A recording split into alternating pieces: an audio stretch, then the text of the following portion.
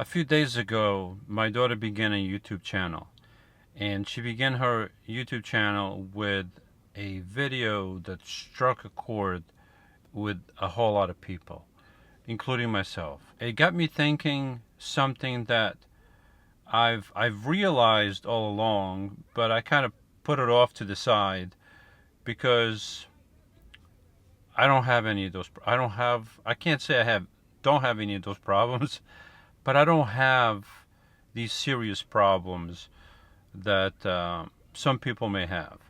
And I'm talking about debilitating depression that just knocks you down and you just can't get up from it.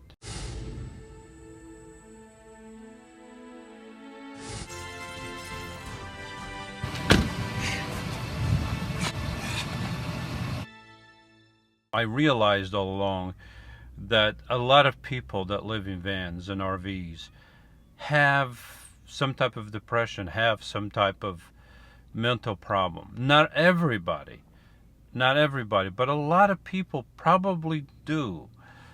And that's something that could be a concern to all of us.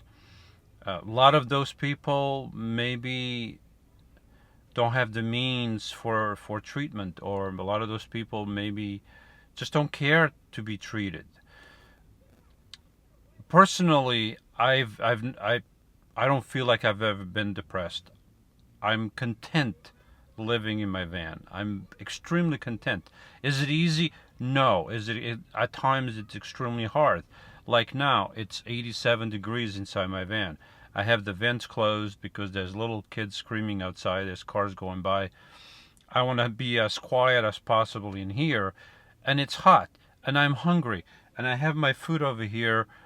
I want to make it. But I also want to make this video because I think it's important to reach out, even though I don't know how I can help folks across the country or across the world.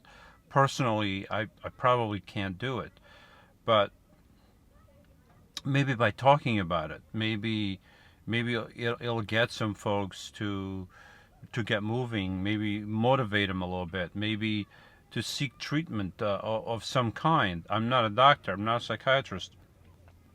I don't know what kind of treatment people may need in those situations. You may need if you have those problems. I know my daughter talked about them, and I'll link I'll put a link below to her video and to her channel, so you can, if you haven't checked those videos out, she's done 2 videos by now, as of this moment, and they may help you a little bit. But it's something that I always knew that people had problems.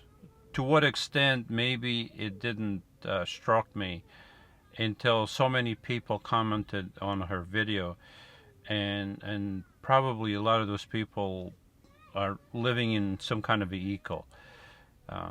As far as for me, like I said, I don't feel depressed really, because I'm very happy in my van. Before I knew Lidia, when I was alone, I didn't have a problem keeping busy. I didn't have a problem staying motivated. I didn't have those issues. I did feel at times sad and hurt, and what is the other word that I could use? I was sad and hurt, and I was feeling, without going too many details, I mean, when I was separated from my kids, at times I felt very sad because I felt powerless to do much about it. I was dealing with it through the court system, and aside from that, and letting time run so things could get done, personally, I couldn't do much else aside from just taking my kids and running away with them, something I wouldn't do, obviously. So aside from that, I felt powerless.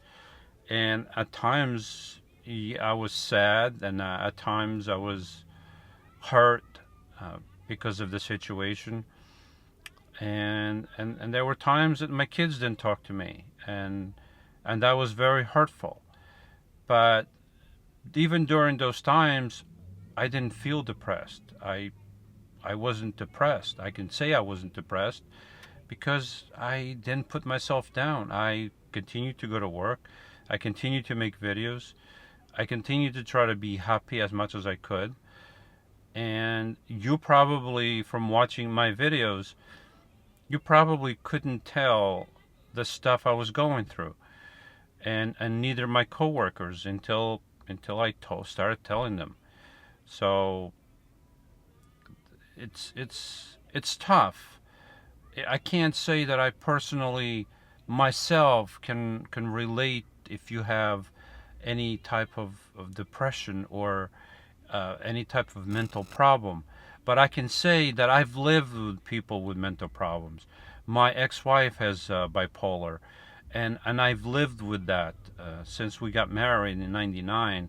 And then in 2001, that's when the issues first began, after she had been off the medication throughout the pregnancy and then the first 6 months of Elise's life. So I got the brunt of it. I got the brunt of it by being woken up at 4:30 in the morning around that time with her screaming at me for no reason, and then have the police being called on me for no reason, and then the police left because there was nothing wrong, and then she leaves the house and with the baby, and I couldn't go to work, obviously, and then later in the day I have another knock on my door, and it's the police again, and they have a piece of paper in their hands that says, you got 5 minutes to get your stuff and you got to get out of the house. And I had never been involved with the police in any way. I didn't even know what a restraining order was. I had never seen the inside of a courtroom. And I got to know all these things because of a person with bipolar. And I was dragged through the court system time and time again.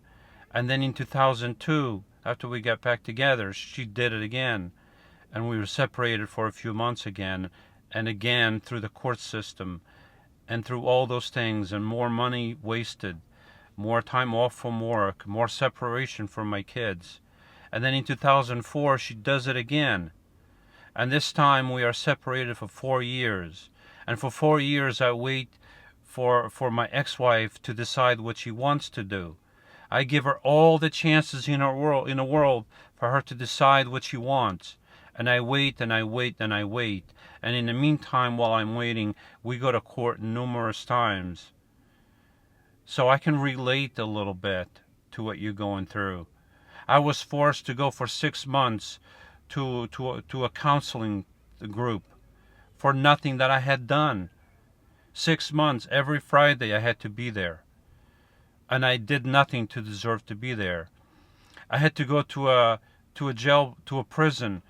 Not to go to prison, but I had to go there to be fingerprinted, like a criminal, when I had never done anything wrong. I didn't know the inside of a courtroom until I met my ex-wife. I didn't know what so many things were until I met her. And then after 4 years, we got back together again. And I went back to where she was living, and the place was a mess. They couldn't even sit at the kitchen table. It was filled with stuff. The living room was a mess. The couch was a mess. I took the couch outside. I cleaned the living room. I cleaned the kitchen. I cleaned the whole house.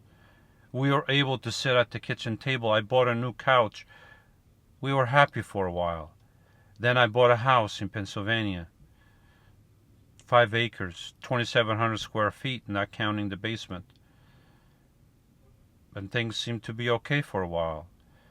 And then in 2012, she did it again. And more money spent. And I didn't take an attorney when I went to court, I didn't take an attorney with me to defend myself because I didn't want to bring an attorney against my wife. And she had an attorney. And the attorney came over to me and said, "Hey, buddy, let's go in this room over here." So I went in the side room, and he tells me, "Your wife is giving you two choices. Choice number one, you don't see your kids for a year. Choice number two, you don't see them for 3 years." And I said, "What kind of choices are those?" And then, because of my mistake of not having an attorney, I spent a couple years fighting the system and fighting her to have even just a little bit of time with my kids. So I may not know what you're going through in a personal matter, because I don't have depression, I don't have bipolar. I thank God that I don't have those problems. But you may have those problems. And I can relate a little bit because I have people in my life with those problems. I've been affected by those problems. So I ask, if you have those problems, that you seek help, that you go see a doctor, you go see somebody that can help you. Because you may not realize it, but there's people around you that care for you and want to help you. And even though I may not know you, I may never know you, I wish to help you somehow, some way. So I want you to get off your butt. I want you to get off,